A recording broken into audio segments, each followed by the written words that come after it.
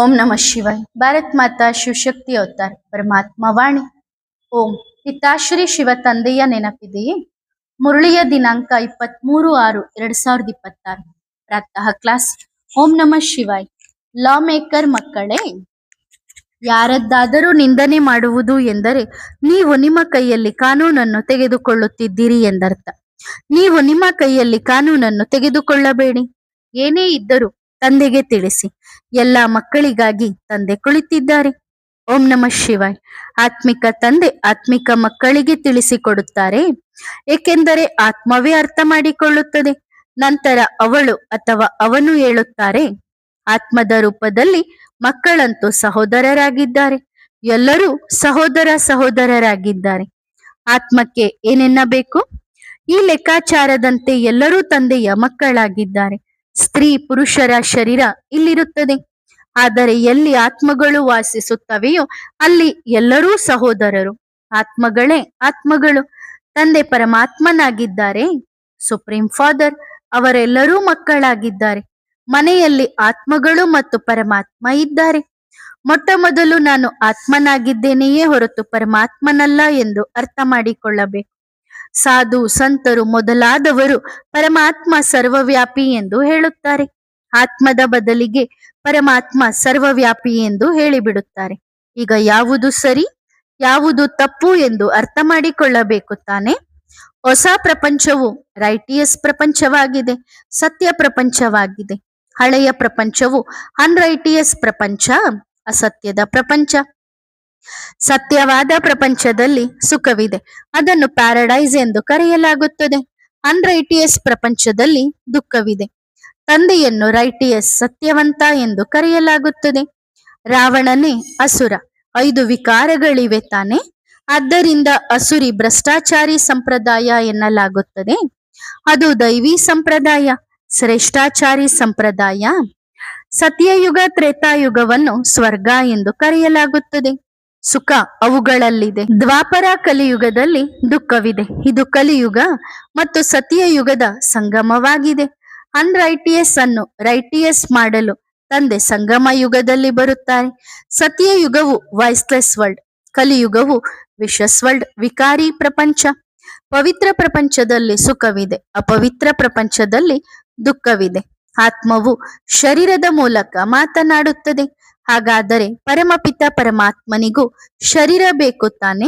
ಈಗ ನೀವು ಆತ್ಮಗಳಿಗೆ ಪರಮಾತ್ಮ ತಂದೆ ಓದಿಸುತ್ತಾರೆ ಎಂದು ತಿಳಿಸಿಕೊಡುತ್ತೀನಿ. ತಂದೆಯ ಹೊರತಾಗಿ ಸೃಷ್ಟಿಯ ಆದಿ ಮಧ್ಯ ಅಂತ್ಯದ ರಹಸ್ಯವನ್ನು ಯಾರೂ ತಿಳಿಸಲು ಸಾಧ್ಯವಿಲ್ಲ. ಆದ್ದರಿಂದ ತಿಳಿಯದ ಕಾರಣ ನಾವು ನಾಸ್ತಿಕರಾಗಿ ಬಿಡುತ್ತೇವೆ, ಒಡೆಯನಿಲ್ಲದವರಾಗಿ ಬಿಡುತ್ತೇವೆ. ಈಗ ನಾವು ತಂದೆಯನ್ನು ತಿಳಿದು ಒಡೆಯನ ಮಕ್ಕಳಾಗಿದ್ದೇವೆ, ಸನಾತರಾಗಿದ್ದೇವೆ. ಒಂದು ತಪ್ಪಿನಿಂದ ನಾವು ಆತ್ಮಗಳು ಕಲ್ಪ ಕೆಳಗೆ ಬೀಳುತ್ತಾ ಬಂದಿದ್ದೇವೆ. ಈಗ ತಂದೆ ಹೇಳುತ್ತಾರೆ, ನೀವು ನನ್ನಂತಹ ಬೇಹದ್ದಿನ ತಂದೆಯನ್ನು ಮರೆತು ಬಿಟ್ಟಿದ್ದೀರಿ. ಪರಮಪಿತ ಎಂದು ಕರೆಯುತ್ತೀರಿ. ಅವರು ಸ್ವರ್ಗದ ಆಸ್ತಿಯನ್ನು ಕೊಡುತ್ತಾರೆ. ಮನುಷ್ಯರು ಮತ್ತೆ ಪರಮಾತ್ಮ ಸರ್ವವ್ಯಾಪಿ ಎಂದು ಹೇಳುತ್ತಾರೆ. ತಂದೆ ಈಗ ಸತ್ಯವನ್ನು ತಿಳಿಸುತ್ತಾರೆ.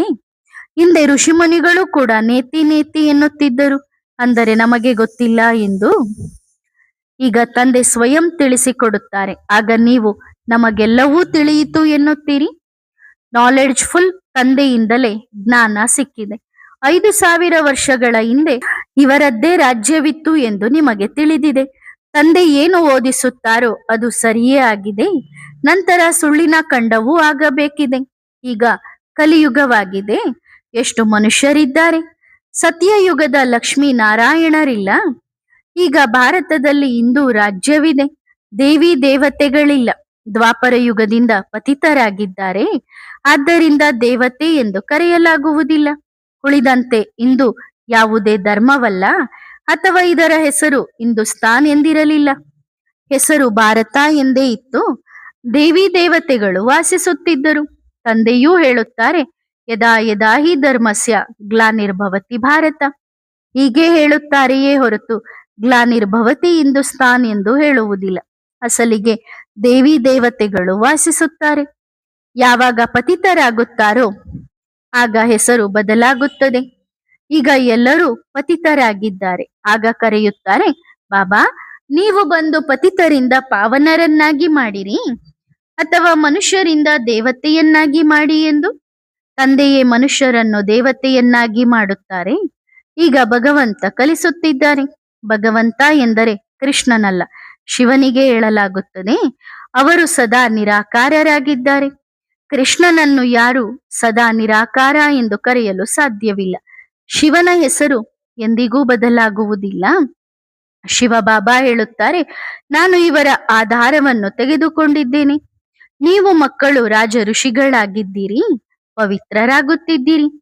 ಪವಿತ್ರರಾಗಿ ಮತ್ತೆ ಅಪವಿತ್ರರಾಗಿಯೂ ಬಿಡುತ್ತೀರಿ. ಏಕೆಂದರೆ ಇದು ಯುದ್ಧವಾಗಿದೆ ತಾನೆ. ಮಾಯೆಯು ಬಹಳ ಶಕ್ತಿಯುತವಾಗಿದೆ. ಅರ್ಧ ಕಲ್ಪ ನೀವು ರಾವಣನ ರಾಜ್ಯದಲ್ಲಿ, ಅರ್ಧ ಕಲ್ಪ ರಾಮರಾಜ್ಯದಲ್ಲಿ ಇರುತ್ತೀರಿ.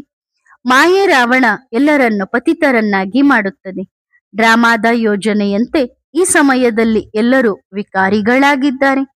ಮಾಯೆಯ ವೈಭವವನ್ನು ನೋಡಿ ಎಷ್ಟಿದೆ. ಮನುಷ್ಯರು ಇದು ಸ್ವರ್ಗ ಎಂದು ತಿಳಿದುಕೊಳ್ಳುತ್ತಾರೆ. ಇದು ವಿಜ್ಞಾನದ ವೈಭವವಾಗಿದೆ. ಇದನ್ನು ಸ್ವರ್ಗ ಎನ್ನುವುದಿಲ್ಲ. ಸ್ವರ್ಗದಲ್ಲಿ ಕಾಯಿಲೆ ಮೊದಲಾದವು ಇರುವುದೇ ಇಲ್ಲ. ಅಕಾಲ ಮೃತ್ಯು ಆಗುವುದೇ ಇಲ್ಲ. ಮೋಹಜಿತರಾಗಿರುತ್ತಾರೆ. ಸ್ವರ್ಗದಲ್ಲಿ ಯಾರು ಅಳುವುದೇ ಇಲ್ಲ. ಸತ್ಯಯುಗದಲ್ಲಿ ಇಂತಹದ್ದು ಎಂದಿಗೂ ಆಗುವುದಿಲ್ಲ. ಏಕೆಂದರೆ ರಾವಣನ ರಾಜ್ಯವಿಲ್ಲ, ಅದು ಅಮರಲೋಕವಾಗಿದೆ. ಅಮರಲೋಕದ ಅರ್ಧ ಕಲ್ಪದ ನಂತರ ಮೃತ್ಯುಲೋಕ ಬರುತ್ತದೆ. ಈ ಚಕ್ರವು ಸುತ್ತುತ್ತಲೇ ಇರುತ್ತದೆ. ಇದನ್ನು ತಿಳಿದುಕೊಳ್ಳಬೇಕು ತಾನೆ. ಯಾರು ತಿಳಿದುಕೊಳ್ಳುವುದಿಲ್ಲವೋ ಅವರು ನಾಸ್ತಿಕರಾಗಿದ್ದಾರೆ. ಈ ಪ್ರಪಂಚವೇ ಜಗಳಗಳದ್ದಾಗಿವೆ. ಬೇಹದ್ದಿನ ತಂದೆಯನ್ನು ತಿಳಿಯುವುದೇ ಇಲ್ಲ, ಅಂದರೆ ಒಡೆಯನಿಲ್ಲದವರಾಗಿದ್ದಾರೆ. ಆದ್ದರಿಂದ ಕಿತ್ತಾಡುತ್ತಾರೆ, ಜಗಳವಾಡುತ್ತಾರೆ. ಈಗ ನೀವು ಆಸ್ತಿಕರಾಗುತ್ತಿದ್ದೀರಿ. ತಂದೆಯನ್ನು ತಿಳಿದು ತಂದೆಯಿಂದ 21 ಜನ್ಮಗಳವರೆಗೆ ಒಡೆಯನಾಗಿ ಇರುತ್ತೀರಿ, ಅಂದರೆ ಸನಾತರಾಗಿ ಇರುತ್ತೀರಿ. ಆಯುಷು ಕೂಡ ಹೆಚ್ಚಿರುತ್ತದೆ. ಶಿವಬಾಬಾ ಸ್ಥಾಪನೆ ಮಾಡಿರುವುದಕ್ಕೆ ಶಿವಾಲಯ ಎಂದು ಕರೆಯಲಾಗುತ್ತದೆ. ಯಾರ ಮೂಲಕ? ಬ್ರಹ್ಮನ ಮೂಲಕ. ತ್ರಿಮೂರ್ತಿಗಳಿದ್ದಾರೆ, ಆದರೆ ಮೇಲೆ ತಂದೆ ಇಲ್ಲ. ಬ್ರಹ್ಮ ದೇವತಾಯ ನಮಃ, ವಿಷ್ಣು ದೇವತಾಯ ನಮಃ, ಶಂಕರ ದೇವತಾಯ ನಮಃ ಎಂದು ಗಾಯನ ಮಾಡುತ್ತಾರೆ. ನಂತರ ಶಿವ ಪರಮಾತ್ಮಾಯ ನಮಃ ಎನ್ನುತ್ತಾರೆ. ಹಾಗಾದರೆ ಶಿವನ ಮಹಿಮೆ ಉನ್ನತವಾಯಿತು. ಅವರು ಸುಪ್ರೀಂ ಆತ್ಮರಾಗಿದ್ದಾರೆ. ಆದ್ದರಿಂದ ಅವರ ಮಹಿಮೆಯೇ ಬೇರೆಯಾಗಿದೆ. ಶಿವಬಾಬಾರಿಗೆ ಯಾವುದೇ ತಂದೆ ಇಲ್ಲ, ಅವರಿಗೆ ಯಾವುದೇ ಶಿಕ್ಷಕರಿಲ್ಲ, ಅವರಿಗೆ ಯಾವುದೇ ಗುರುಗಳಿಲ್ಲ. ಅವರ ಮಹಿಮೆಯನ್ನು ಗಾಯನ ಮಾಡುತ್ತಾರೆ. ತ್ವಮೇವ ಮಾತಾಶ್ಚ ಪಿತ ತ್ವಮೇವ ಬಂಧುಶ್ಚ ಸಖ. ತಂದೆ 21 ಜನ್ಮಗಳ ಆಸ್ತಿಯನ್ನು ನೀಡುತ್ತಾರೆ. ಚಿರಂಜೀವಿ ಅಂದರೆ ಸದಾ ಬದುಕಿರಿ, ಸದಾ ಅಮರರಾಗಿರಿ. ಹಾಗಾಗಿ ನೀವು ಸ್ವರ್ಗದಲ್ಲಿ ಸದಾ ಬದುಕಿರುತ್ತೀರಿ. ನಿಮ್ಮನ್ನು ಕಾಲನು ತಿನ್ನುವುದಿಲ್ಲ. ಶರೀರಕ್ಕೆ 150 ವರ್ಷಗಳಾದಾಗ ಸಾಕ್ಷಾತ್ಕಾರವಾಗುತ್ತದೆ. ನೀವು ಮಗುವಾಗುತ್ತೀರಿ ಎಂದು. ಸಾಯುವ ಸಮಯದಲ್ಲೂ ಸಾಕ್ಷಾತ್ಕಾರಗಳಾಗುತ್ತವೆ. ಅಳುವ ಮಾತುಗಳೇ ಇಲ್ಲ. ಅದು ಅಮರಲೋಕವೇ ಆಗಿದೆ. ಮೃತ್ಯುವಿನ ಹೆಸರೇ ಇಲ್ಲ. ರಾವಣನ ರಾಜ್ಯಕ್ಕೆ ಮೃತ್ಯುಲೋಕ ಎನ್ನಲಾಗುತ್ತದೆ. ಸತ್ಯಯುಗದಲ್ಲಿ ಕಾಲನು ಬರಲು ಸಾಧ್ಯವಿಲ್ಲ. ಭಗವಂತ ಅವಶ್ಯವಾಗಿ ಸತ್ಯವನ್ನೇ ಓದಿಸುತ್ತಾರೆ. ಏನು ಹೇಳುತ್ತಾರೋ ಅದು ಸತ್ಯ, ಇದರಲ್ಲಿ ಸಂಶಯವಿಲ್ಲ. ಶ್ರೇಷ್ಠಾತಿ ಶ್ರೇಷ್ಠ ತಂದೆ ಸತ್ಯವನ್ನೇ ತಿಳಿಸುತ್ತಾರೆ. ಅವರ ಆಧಾರದ ಮೇಲೆಯೇ ನಾವು ತಿಳಿಸುತ್ತೇವೆ. ಕಲಿಯುಗದಲ್ಲಿ ಸುಳ್ಳು ಮಾಯೆ, ಸುಳ್ಳು ಕಾಯ. ಸತ್ಯಯುಗದಲ್ಲಿ ಸತೋಗುಣಿಯಾಗಿದೆ. ಬೇಹದ್ದಿನ ತಂದೆ ಸ್ವರ್ಗದ ಆಸ್ತಿಯನ್ನೇ ಕೊಡುತ್ತಾರೆ. ಸ್ವರ್ಗದಲ್ಲಿ ದೇವಿ ದೇವತೆಗಳೇ ಇರುತ್ತಾರೆ. ಅಲ್ಲಿ ಮದ್ಯ ಮೊದಲಾದ ಗಲೀಜು ವಸ್ತುಗಳು ಯಾವುದೂ ಇರುವುದಿಲ್ಲ. ಕೆಲವು ತಿಳುವಳಿಕೆಯುಳ್ಳ ಮಕ್ಕಳು ತಾವಾಗಿಯೇ ಬಿಟ್ಟು ಬಿಡುತ್ತಾರೆ. ಅಂದ್ರೆ ಮದ್ಯ, ನಶೆ ಪದಾರ್ಥಗಳನ್ನ ತಾವಾಗಿಯೇ ಬಿಡುತ್ತಾರೆ. ಕೆಲವರಿಗೆ ಅವುಗಳನ್ನು ಬಿಡಲು ಸಮಯ ಹಿಡಿಯುತ್ತದೆ.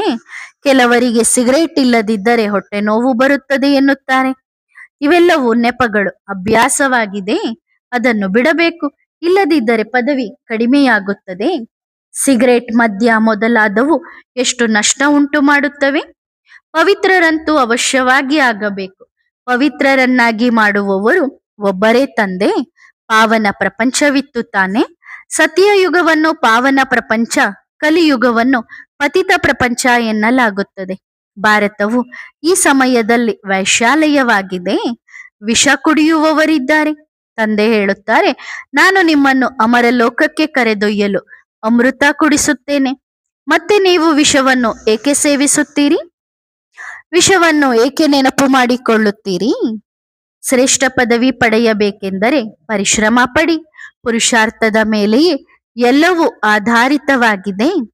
ಭಗವಂತ ಸತ್ಯವನ್ನೇ ತಿಳಿಸುತ್ತಾರೆ. ಇದರಲ್ಲಿ ಸಂಶಯವಿರಲು ಸಾಧ್ಯವಿಲ್ಲ. ತಂದೆ ಬಂದು ಮಕ್ಕಳಿಗೆ ದಿವ್ಯ ದೃಷ್ಟಿ ನೀಡಿದರು ಮತ್ತು ಈ ಚಿತ್ರಗಳನ್ನು ಮಾಡಿಸಿದರು. ಸಣ್ಣ ಮಕ್ಕಳಿಗೆ ಚಿತ್ರದ ಬಗ್ಗೆ ತಿಳಿಸಿಕೊಡಲಾಗುತ್ತದೆ ತಾನೆ. ನಂತರ ದೊಡ್ಡವರಾದಾಗ ನಕ್ಷೆ ಮೊದಲಾದವುಗಳ ಬಗ್ಗೆ ತಿಳಿಸಿಕೊಡಲಾಗುತ್ತದೆ. ಈಗ ನೀವು ಓದುತ್ತಿದ್ದೀರಿ. ತಂದೆ ಬಂದು ಸ್ವರ್ಗದ ಸ್ಥಾಪನೆಯನ್ನು ಹೇಗೆ ಮಾಡುತ್ತಾರೆ ಎಂದು ಮನುಷ್ಯರಿಗೆ ಗೊತ್ತಿಲ್ಲ. ಶ್ರೀಕೃಷ್ಣನು ಸಂಪೂರ್ಣ 84 ಜನ್ಮಗಳನ್ನು ತೆಗೆದುಕೊಳ್ಳುತ್ತಾನೆ. ಅಂದ ಮೇಲೆ ನಂಬರ್ 1 ಕೂಡ ಆಗಿರುತ್ತಾನೆ. ಇದು ಗೀತೆ. ಅನೇಕ ಜನ್ಮಗಳ ಕೊನೆಯ ಜನ್ಮದ ಕೊನೆಯಲ್ಲಿ 84 ಜನ್ಮಗಳಿವೆ. 5000 ವರ್ಷಗಳು ಹಿಡಿದಿವೆ. ಯಾರ ಆಧಾರದ ಮೇಲೆ ಹೇಳುತ್ತೀರಿ? ಸದ್ಗತಿ ದಾತನಾದ ಪರಮಪಿತ ಪರಮಾತ್ಮನ ಆಧಾರದ ಮೇಲೆ. ಮನುಷ್ಯನನ್ನು ದೇವತೆಯನ್ನಾಗಿ ಮಾಡುತ್ತಾರೆ. ಎದುರಿಗೆ ಕುಳಿತಿರುವಾಗ ಇದನ್ನಂತೂ ಅರ್ಥ ಮಾಡಿಕೊಳ್ಳುತ್ತೀರಿ ತಾನೆ. ಇವರು ಬೇಹದ್ದಿನ ತಂದೆ, ಎಲ್ಲ ಆತ್ಮಗಳ ತಂದೆ. ಎಲ್ಲರೂ ಅವರನ್ನು ಫಾದರ್ ಎನ್ನುತ್ತಾರೆ.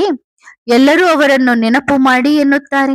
ಬೆರಳನ್ನು ಮೇಲ್ಮುಖವಾಗಿ ತೋರಿಸಿ ಗಾಡ್ ಮೇಲೆ ಇರುತ್ತಾರೆ ಎಂದು ಸನ್ನೆ ಮಾಡುತ್ತಾರೆ. ತಂದೆ ಪರಮಧಾಮದಲ್ಲಿ ಇರುತ್ತಾರೆ ಎಂದು ಎಲ್ಲರಿಗೂ ಗೊತ್ತಿದೆ. ಅಲ್ಲಿ ಎಲ್ಲಾ ಆತ್ಮಗಳು ಇರುತ್ತವೆ. ನಂತರ ಎಲ್ಲರೂ ಪಾತ್ರ ಮಾಡಲು ಬರುತ್ತಾರೆ. ಈ ಸೋಲು ಮತ್ತು ಗೆಲುವಿನ ಆಟದ ಕೋಟ್ಯಾಂತರ ಪಾತ್ರಧಾರಿಗಳು ಇದ್ದಾರೆ. ಹಾಗಾದರೆ ಈ ಸಮಯದಲ್ಲಿ ವಿಶೇಷವಾಗಿ ತಂದೆಯನ್ನು ಏಕೆ ನೆನಪು ಮಾಡಬೇಕಾಗುತ್ತದೆ? ಏಕೆಂದರೆ ಆತ್ಮವು ಪಾವನವಾಗಬೇಕಿದೆ. ಹಾಗಾಗಿ ಅವಶ್ಯವಾಗಿ ಪರಮಾತ್ಮನನ್ನು ನೆನಪು ಮಾಡಲೇಬೇಕು. ತನ್ನನ್ನು ಆತ್ಮ ಮತ್ತು ತಂದೆಯನ್ನು ಪರಮಾತ್ಮ ತಂದೆ ಎಂದು ತಿಳಿಯಬೇಕು. ಶಿವಬಾಬಾ ಇದ್ದಾರೆ ತಾನೆ. ಅವರನ್ನು ಕರೆಯುತ್ತಾರೆ, ಹೇ ಪತಿತ ಪಾವನ, ನೀವು ಬನ್ನಿರಿ ಎಂದು. ಹಾಗಾಗಿ ಇದು ಗೀತಾ ಪಾಠಶಾಲೆಯಾಗಿದೆ. ಬೇರೆ ಯಾವುದನ್ನು ಪಾಠಶಾಲೆ ಎನ್ನಲಾಗುವುದಿಲ್ಲ. ತಂದೆ ಬರುವುದೇ ರಾಜಯೋಗ ಕಲಿಸಲು. ತಂದೆ ತಿಳಿಸಿಕೊಡುತ್ತಾರೆ, ಮಕ್ಕಳೇ, ಶಿಕ್ಷಣ ಒಂದು ಸಂಪಾದನೆಯಾಗಿದೆ. ಎಷ್ಟು ಹೆಚ್ಚು ಓದುತ್ತೀರೋ ಅಷ್ಟು ಹೆಚ್ಚು ಸಂಪಾದನೆ. ಭಗವಾನ್ ವಾಚ, ಹೇ ಮಕ್ಕಳೇ, ನಾನು ನಿಮ್ಮನ್ನು ರಾಜರಿಗೂ ರಾಜ ಮಹಾರಾಜನನ್ನಾಗಿ ಮಾಡುತ್ತೇನೆ. ಒಬ್ಬರು ಪವಿತ್ರ ರಾಜರು, ಇನ್ನೊಬ್ಬರು ಅಪವಿತ್ರ ರಾಜರು. ಅವರು ಕಲಿಯುಗದಲ್ಲಿ ಪತಿತ ರಾಜರಾಗಿದ್ದಾರೆ ಮತ್ತು ಪವಿತ್ರ ರಾಜರು ಸತ್ಯಯುಗ ತ್ರೇತಾಯುಗದಲ್ಲಿ ಇರುತ್ತಾರೆ. ಈ ಸಮಯದಲ್ಲಿ ತಮೋ ಪ್ರಧಾನ ಪ್ರಪಂಚವಿದೆ. ಸತೋಪ್ರಧಾನ ಪ್ರಪಂಚವನ್ನು ಸತ್ಯಯುಗ ಎನ್ನಲಾಗುತ್ತದೆ. ಸತ್ಯಯುಗ ಸುಖಧಾಮ, ಕಲಿಯುಗ ದುಃಖಧಾಮ. ಸುಖಧಾಮವಿತ್ತು. 84 ಜನ್ಮಗಳು ಹೇಗೆ ಕಳೆಯುತ್ತವೆ? ನಂತರ ತಂದೆ ಸತೋಪ್ರಧಾನವಾಗುವ ದಾರಿಯನ್ನು ತಿಳಿಸುತ್ತಾರೆ. ಶಿಕ್ಷಕರಿಂದ ಕೃಪೆ ಅಥವಾ ಆಶೀರ್ವಾದವನ್ನು ಪಡೆಯುವುದಿಲ್ಲ. ಅವರ ಹೆಸರೇ ಟೀಚ್ ಮಾಡುವುದು, ಅಂದ್ರೆ ಟೀಚರ್. ಟೀಚ್ ಮಾಡುವುದು. ಓದುವವರು ಚೆನ್ನಾಗಿ ಓದಿ ತಮ್ಮ ಮೇಲೆ ತಾವೇ ಕೃಪೆ ಮೊದಲಾದವುಗಳನ್ನು ಮಾಡಿಕೊಳ್ಳುತ್ತಾರೆ. ಶಿಕ್ಷಕನಾಗಿದ್ದೇನೆ ತಾನೇ. ಓದಿದರೆ ಬರೆದರೆ ನವಾಬರಾಗುತ್ತಾರೆ. ಓದಿಲ್ಲ ಬರೆದಿಲ್ಲ ಎಂದರೆ ಕನಿಷ್ಠ ಪದವಿ ಪಡೆಯುತ್ತಾರೆ. ಮಕ್ಕಳು ಅನುತ್ತೀರ್ಣರಾಗುವುದೇ ಆಗ, ಯಾವಾಗ ಅವರು ಕೆಟ್ಟ ಸಂಘಕ್ಕೆ ಒಳಗಾಗುತ್ತಾರೋ ಆಗ. ಇಲ್ಲಿ ಭಗವಾನ್ ಭಗವತಿ ಆಗುತ್ತಾರೆ. ಮೊದಲು ನಿಶ್ಚಯವಿರಬೇಕು, ಪರಮಪಿತ ಪರಮಾತ್ಮ ನಮಗೆ ರಾಜಯೋಗ ಕಲಿಸುತ್ತಿದ್ದಾರೆ ಎಂದು. ನೀವು ರಾಜ ಋಷಿಗಳಾಗಿದ್ದೀರಿ. ರಾಜ ಪದವಿಗಾಗಿ ಓದುತ್ತಿದ್ದೀರಿ. ಹಾಗಾಗಿ ಸುಖಧಾಮದ ಮಾಲೀಕರಾಗಲು ಪವಿತ್ರರಂತೂ ಅವಶ್ಯವಾಗಿ ಆಗಬೇಕು. ಪವಿತ್ರತೆ ಇದ್ದರೆ ಸುಖ ಶಾಂತಿ ಕೂಡ ಇರುತ್ತದೆ. ಆತ್ಮಗಳು ಮೂಲವತನದಲ್ಲಿ ಶಾಂತವಾಗಿವೆ. ನಂತರ ಸತ್ಯಯುಗದಲ್ಲೂ ಶಾಂತಿಯೇ ಶಾಂತಿ. ಪ್ಯೂರಿಟಿ, ಪೀಸ್, ಪ್ರಾಸ್ಪರಿಟಿ ಇದೆ. ಹೌದು, ಅರ್ಧ ಕಲ್ಪದವರೆಗೆ ದುಃಖದ ಹೆಸರೇ ಇರುವುದಿಲ್ಲ. ಈ ಶಿಕ್ಷಣವನ್ನು ಕಂಠಪಾಠ ಮಾಡಿಕೊಳ್ಳಬೇಕು. ಎಲ್ಲಿ ಕುಳಿತಿದ್ದರೂ ಬುದ್ಧಿಯಲ್ಲಿ ಇದು ಮೊಳಗುತ್ತಿರಲಿ. ಈಗ ಮನೆಗೆ ಹೋಗಬೇಕು. ಅಲ್ಲಿ ಪವಿತ್ರತೆ ಮಾತ್ರ ಇರುತ್ತದೆ. ಈಗ ಸ್ಥಿತಿ ಅಂತಹದ್ದೇ ಬೇಕು. ಬಾಬಾ ಕೇಳುತ್ತಾರೆ, ಯಾರ ನೆನಪಿನಲ್ಲಿದ್ದೀರಿ? ಎಲ್ಲರೂ ಶಿವ ಬಾಬಾರವರ ನೆನಪಿನಲ್ಲಿ ಎನ್ನುತ್ತಾರೆ. ಇದನ್ನು ಅವ್ಯಭಿಚಾರಿ ನೆನಪು ಎನ್ನಲಾಗುತ್ತದೆ. ಬೇರೆ ಯಾರನ್ನು ನೆನಪು ಮಾಡುವುದರಿಂದ ಪಾಪಗಳು ಭಸ್ಮವಾಗುವುದಿಲ್ಲ. ಒಬ್ಬರನ್ನೇ ಪತಿತ ಪಾವನ ಎನ್ನಲಾಗುತ್ತದೆ. ಇದು ಪತಿತ ಪ್ರಪಂಚ. ಇಲ್ಲಿ ಒಬ್ಬರೂ ಪಾವನರಿಲ್ಲ. ಎಲ್ಲರೂ ವಿಕಾರದಿಂದಲೇ ಹುಟ್ಟುತ್ತಾರೆ ಮತ್ತು ಮತ್ತೆ ಪವಿತ್ರರಾಗುವುದಿದ್ದರೆ ಗಂಗಾ ಸ್ನಾನ ಮಾಡಲು ಏಕೆ ಹೋಗುತ್ತಾರೆ? ತಂದೆ ನಿಮಗೆ ಈ ತಿಳುವಳಿಕೆಯನ್ನು ಕೊಡುತ್ತಾರೆ. ನೀರು ಹೇಗೆ ಪತಿತ ಪಾವನ ಮಾಡುತ್ತದೆ, ಅಂದ್ರೆ ಪತಿತರನ್ನ ಪಾವನ ನೀರು ಹೇಗೆ ಮಾಡುತ್ತದೆ? ಇವೆಲ್ಲವೂ ತಪ್ಪು. ಒಬ್ಬ ತಂದೆ ಮಾತ್ರ ಸರಿಯಾದ ಮಾತನ್ನು ತಿಳಿಸುತ್ತಾರೆ. ಮೂಲ ವಿಷಯವೆಂದರೆ ಪರಮಾತ್ಮ ತಂದೆಯಾಗಿದ್ದಾರೆ.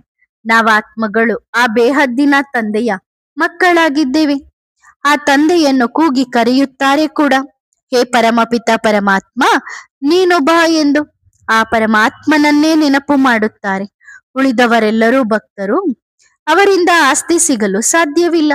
ಅರ್ಧಕಲ್ಪ ರಾವಣನ ರಾಜ್ಯವಿರುತ್ತದೆ. ಅರ್ಧಕಲ್ಪ ನಾವು ಪವಿತ್ರರಾಗಿದ್ದೆವು ಎಂದು ನಿಮಗೆ ಗೊತ್ತಿದೆ. ಸುಖಧಾಮವಿತ್ತು, ಸುಖಧಾಮದಿಂದ ದುಃಖಧಾಮ, ದುಃಖಧಾಮದಿಂದ ಸುಖಧಾಮ. ಈ ಚಕ್ರವು ಸುತ್ತುತ್ತಲೇ ಇರುತ್ತದೆ. ತಂದೆಗೆ ಎಷ್ಟು ಅವಮಾನ ಮಾಡುತ್ತಾರೆ. ಆಗ ತಂದೆ ಹೇಳುತ್ತಾರೆ, ಭಾರತದಲ್ಲಿ ಎಷ್ಟು ನಿಂದನೆ ಮಾಡಿದ್ದಾರೆ. ಕೃಷ್ಣನಿಗೂ ಕೂಡ ಇಷ್ಟು ಜನ ರಾಣಿಯರಿದ್ದರು ಎಂದು ಹೇಳುತ್ತಾರೆ. ಈಗ ನೀವು ಎಷ್ಟು ಪದಮಾಪದಂ ಭಾಗ್ಯಶಾಲಿಗಳಾಗುತ್ತಿದ್ದೀರಿ. ನಿಮ್ಮ ಹೆಜ್ಜೆ ಹೆಜ್ಜೆಯಲ್ಲಿ ಪದಮದಷ್ಟು ಸಂಪಾದನೆ ಇದೆ. ಗುರಿ ಎದುರಿಗಿದೆ. ಕೇವಲ ತಂದೆ ಹೇಳುತ್ತಾರೆ, ಪವಿತ್ರರಾಗಬೇಕಾಗುತ್ತದೆ. ಇಲ್ಲದಿದ್ದರೆ ಸ್ವರ್ಗಕ್ಕೆ ಹೋಗಲು ಸಾಧ್ಯವಿಲ್ಲ. ಸ್ವರ್ಗದ 21 ಜನ್ಮಗಳ ಆಸ್ತಿ ಸಿಗುತ್ತದೆ. ಹಾಗಾದರೆ ಈ ಒಂದು ಜನ್ಮ ಪವಿತ್ರವಾಗಿರಬಾರದೇಕೆ? ಹಳೆಯ ಪ್ರಪಂಚದ ವಿನಾಶವಂತೂ ಅವಶ್ಯವಾಗಿ ಆಗುತ್ತದೆ. ಹೊಸ ಪ್ರಪಂಚದಲ್ಲಿ ಗಣಿಗಳು ಮೊದಲಾದವು ಎಲ್ಲವೂ ಭರ್ಪೂರಾಗಿರುತ್ತವೆ. ಈಗ ನೀವು ಸ್ವರ್ಗದ ಮಾಲೀಕರಾಗುತ್ತಿದ್ದೀರಿ. ತಂದೆಯೇ ತಂದೆ, ಶಿಕ್ಷಕ, ಸದ್ಗುರು ಆಗಿದ್ದಾರೆ. ಈಗ ಹೇಳುತ್ತಾರೆ, ನನ್ನನ್ನು ನೆನಪು ಮಾಡಿ, ಆಗ ಪಾಪಗಳು ಭಸ್ಮವಾಗುತ್ತವೆ. ದೈವಿ ಗುಣಗಳನ್ನು ಧಾರಣೆ ಮಾಡಬೇಕು, ಮಧುರವಾಗಬೇಕು, ಯಾರಿಗೂ ದುಃಖ ಕೊಡಬಾರದು, ಬೈಯುವುದು ಮೊದಲಾದವು ಮಾಡಬಾರದು. ದೇವತೆಗಳು ಎಷ್ಟು ಪ್ರಿಯವಾಗಿರುತ್ತಾರೆ. ಅವರ ದರ್ಶನ ಮಾಡಲು ಎಲ್ಲರೂ ಹೋಗುತ್ತಾರೆ. ಇಲ್ಲಿ ಮುಖ್ಯವಾದದ್ದು ಶಿಕ್ಷಣ. ಅದರಲ್ಲಿ ನಂಬರ್ 1 ವಿಷಯ ಪವಿತ್ರತೆಯದ್ದು ಮತ್ತು ಪರಿಶ್ರಮವಿಲ್ಲ. ಬೇರೇನೋ ತಿಳಿಯದಿದ್ದರೂ ಕೇವಲ ಇಷ್ಟನ್ನು ತಿಳಿದುಕೊಳ್ಳಿರಿ, ನಾನು ಆತ್ಮನಾಗಿದ್ದೇನೆ. ತಂದೆಯನ್ನು ನೆನಪು ಮಾಡಿ ದೈವಿ ಗುಣ ಧಾರಣೆ ಮಾಡಿಕೊಳ್ಳಿರಿ. ಯಾವುದೇ ತೊಂದರೆ ಇಲ್ಲ. ಕಾಮವಿಕಾರದ ಚೇಷ್ಟೆ ಪೂರ್ಣವಾಗದ ಕಾರಣ ಅಬಲೆಯರ ಮೇಲೆ ಅತ್ಯಾಚಾರಗಳಾಗುತ್ತವೆ. ಭಿನ್ನ ಭಿನ್ನ ಸ್ಥಿತಿಗಳಿರುವ ಮಕ್ಕಳಿದ್ದಾರೆ. ಎಲ್ಲರೂ ಪುರುಷಾರ್ಥ ಮಾಡುತ್ತಲೇ ಇರುತ್ತಾರೆ. ಯಾವುದಾದರೂ ತಪ್ಪಾದರೂ ಪುರುಷಾರ್ಥ ಮಾಡಿ ತಪ್ಪಿಲ್ಲದವರಾಗಬೇಕು. ಮಾಯೆಯಂತೂ ಎಲ್ಲರಿಂದ ತಪ್ಪುಗಳನ್ನು ಮಾಡಿಸುತ್ತದೆ. ತಂದೆ ತಿಳಿಸಿಕೊಟ್ಟಿದ್ದಾರೆ, ಇದು ಬಾಕ್ಸಿಂಗ್ ಆಗಿದೆ. ಯಾವುದೋ ಸಮಯದಲ್ಲಿ ಅಂತಹ ಏಟು ಬೀಳುತ್ತದೆ, ಅಂದರೆ ಅದು ಕೆಳಗೆ ಬೀಳಿಸಿ ಬಿಡುತ್ತದೆ. ಬಾಬಾ ಏನು ಮಾಡುತ್ತಾರೆ? ಎಚ್ಚರಿಕೆ ಕೊಡುತ್ತಾರೆ. ಹೀಗೆ ಮಾಡುವುದರಿಂದ ಸಂಪಾದನೆ ಸಮಾಪ್ತಿಯಾಯಿತು. 5ನೇ ಮಹಡಿಯಿಂದ ಬಿದ್ದರು. ಬಾಬಾ ಇಂತಹ ತಪ್ಪನ್ನು ಇನ್ನು ಮುಂದೆ ಎಂದಿಗೂ ಆಗುವುದಿಲ್ಲ ಎಂದು ಹೇಳುತ್ತಾರೆ. ಈಗ ಕ್ಷಮಿಸಿ ಎಂದು ಪತ್ರ ಬರೆಯುತ್ತಾರೆ. ಬಾಬಾ ಏನು ಕ್ಷಮಿಸುತ್ತಾರೆ? ತಂದೆ ಹೇಳುತ್ತಾರೆ, ಪುರುಷಾರ್ಥ ಮಾಡಿ, ಆಗ ಸರಿಯಾಗುತ್ತೀರಿ. ಉಳಿದಂತೆ ಕ್ಷಮೆ ಮೊದಲಾದ ಮಾತುಗಳಿಲ್ಲ. ಮಾಯೆ ಪ್ರಬಲವಾಗಿದೆ ಎಂದು ತಂದೆಗೆ ಗೊತ್ತಿದೆ. ಅನೇಕರನ್ನು ಸೋಲಿಸುತ್ತದೆ. ಹಾಗೆಂದು ತಪ್ಪು ಮಾಡಿದರೆ ಸಾಕು, ಯಾವಾಗಲೂ ಆ ಕಲೆ ಉಳಿಯುತ್ತದೆ ಎಂದಲ್ಲ. ಯಾರಾದರೂ ತಪ್ಪು ಮಾಡಿದರೆ ಅವರಿಗೆ ಶಿಕ್ಷಣ ನೀಡಿ ತಪ್ಪಿಲ್ಲದವರನ್ನಾಗಿ ಮಾಡುವುದು ಶಿಕ್ಷಕನ ಕೆಲಸ. ಕೆಲವರು ಒಬ್ಬಿಬ್ಬರ ತಪ್ಪುಗಳನ್ನು ಎಲ್ಲರಿಗೂ ಹೇಳುತ್ತಾ ಇರುತ್ತಾರೆ. ಇಂತಹ ವ್ಯಕ್ತಿ ಹೀಗೆ, ಇವನು ಹೀಗೆ ಎಂದು ಡಂಗುರ ಸಾರುತ್ತಿರುತ್ತಾರೆ. ಇದೇ ಅವರ ಉದ್ಯೋಗವಾಗಿ ಬಿಡುತ್ತದೆ. ತಂದೆ ಅವಿನಾಶಿ ವೈದ್ಯರಾಗಿದ್ದಾರೆ. ಅವರು ಔಷಧಿ ಮಾಡುತ್ತಾರೆ ಎಂದು ತಿಳಿಯುವುದಿಲ್ಲ. ಅವರಿಗೆ ತಿಳಿಸುವುದು ನಮ್ಮ ಕೆಲಸ. ಅವರು ತಾವಾಗಿಯೇ ಸರಿಪಡಿಸಿಕೊಳ್ಳುತ್ತಾರೆ. ಎಲ್ಲವನ್ನು ಬಿಟ್ಟು ಬಿಡುತ್ತಾರೆಯೇ? ಇಡೀ ದಿನ ತಪ್ಪನ್ನೇ ಹಾಡುತ್ತಾ ಇರುತ್ತಾರೆ. ಅಂತವರು ಕೆಲವರಿರುತ್ತಾರೆ.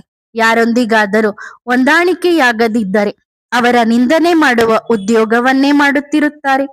ತಂದೆ ಹೇಳುತ್ತಾರೆ, ಸುಧಾರಿಸುವುದು ನನ್ನ ಕೈಯಲ್ಲಿದೆ. ನೀವು ಏಕೆ ನಿಮ್ಮ ಕೈಯಲ್ಲಿ ಕಾನೂನನ್ನು ತೆಗೆದುಕೊಳ್ಳುತ್ತೀರಿ?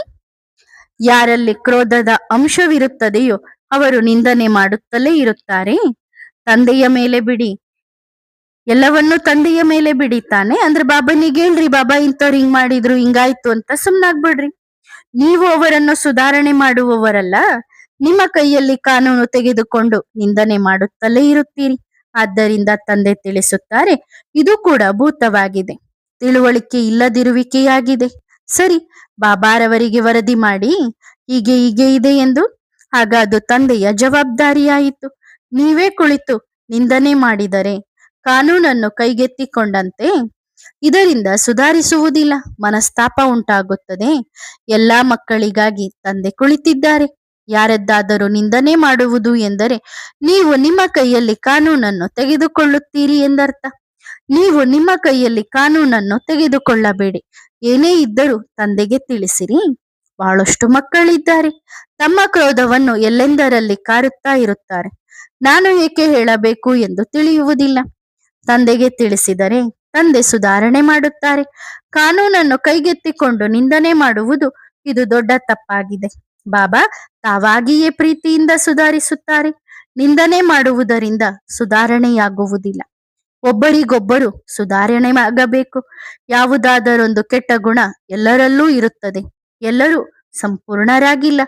ಯಾರಲ್ಲಿ ಅವಗುಣವಿದೆಯೋ ಅದನ್ನು ತೆಗೆಯುವ ಕಾಂಟ್ರಾಕ್ಟ್ ತಂದೆ ತೆಗೆದುಕೊಂಡಿದ್ದಾರೆ. ಅದು ನಿಮ್ಮ ಕೆಲಸವಲ್ಲ. ಕೆಲವರು ಒಬ್ಬರನ್ನೊಬ್ಬರು ನೋಡಿ ಕುದಿಯುತ್ತಾರೆ. ಕ್ರೋಧದ ಪ್ರವೇಶವಾಗುತ್ತದೆ. ತಂದೆ ಮಕ್ಕಳಿಗೆ ತಿಳಿಸಿಕೊಡುತ್ತಾರೆ. ಮಕ್ಕಳಲ್ಲಿರುವ ಕೊರತೆಗಳನ್ನು ಕೇಳಿದಾಗ ಅದನ್ನು ತೆಗೆಯಲು ತಿಳುವಳಿಕೆ ನೀಡಲಾಗುತ್ತದೆ. ಉಳಿದಂತೆ ಕಿತ್ತಾಟ, ಜಗಳ ಮಾಡುವುದು, ಕ್ರೋಧದಿಂದ ಯಾರಿಗಾದರೂ ಹೇಳುವುದು, ಇಂತಹ ವ್ಯಕ್ತಿ ಹೀಗೆ, ಇಂತಹ ವ್ಯಕ್ತಿ ಹೀಗೆ ಎಂದು ಬರೀ ಇದೇ ಉದ್ಯೋಗವಾಯಿತು. ಇದರಿಂದ ಮನಸ್ಸಿನ ಶಾಂತಿ ಸಿಗುವುದಿಲ್ಲ. ತಾನೂ ಅಶಾಂತನಾದ, ಇತರರನ್ನು ಅಶಾಂತಗೊಳಿಸಿದ ಅಹಂಕಾರ ಬಂದು ಬಿಡುತ್ತದೆ. ಒಳ್ಳೆಯದು. ಆತ್ಮಿಕ ಮಕ್ಕಳಿಗೆ ನೆನಪು, ಪ್ರೀತಿ ಮತ್ತು ನಮಸ್ತೆ. ಆತ್ಮಿಕ ಮಕ್ಕಳು ಆತ್ಮಿಕ ತಂದೆಗೆ ಮಾಡುವ ನೆನಪು, ಪ್ರೀತಿ ಮತ್ತು ನಮಸ್ತೆ. ಧನ್ಯವಾದ ಬಾಬಾ, ಶುಕ್ರಿಯ. ವರದಾನ: ವಿಶೇಷ ಆತ್ಮಭವ. ವಿಶೇಷ ಆತ್ಮಗಳ ಪಟ್ಟಿಯಲ್ಲಿ ಅವರೇ ಬರುತ್ತಾರೆ. ಯಾರಲ್ಲಿ ಯಾವುದಾದರೊಂದು ವಿಶೇಷತೆ ಇರುತ್ತದೆಯೋ, ಯಾವುದೇ ಬ್ರಾಹ್ಮಣ ಆತ್ಮನು ಅಂತಹವನಿಲ್ಲ. ಯಾರಲ್ಲಿ ಯಾವುದೇ ವಿಶೇಷತೆ ಇಲ್ಲದಿರಲಿ ಎಂದು. ಎಲ್ಲಕ್ಕಿಂತ ಮೊದಲು ವಿಶೇಷತೆಯಂತೂ ಇದೇ ಆಗಿದೆ. ತಂದೆಯನ್ನು ತಿಳಿದುಕೊಂಡಿದ್ದೀರಿ, ತಂದೆಯನ್ನು ಗುರುತಿಸಿದ್ದೀರಿ, ತಂದೆಯನ್ನು ಪಡೆದುಕೊಂಡಿದ್ದೀರಿ. ಆದ್ದರಿಂದ ಸದಾ ಖುಷಿಯ ಉಯ್ಯಾಲೆಯಲ್ಲಿ ತೂಗಾಡುತ್ತಿರಬೇಕು. ಒಳ್ಳೆಯದು. ಓಂ ನಮಃ ಶಿವಾಯ.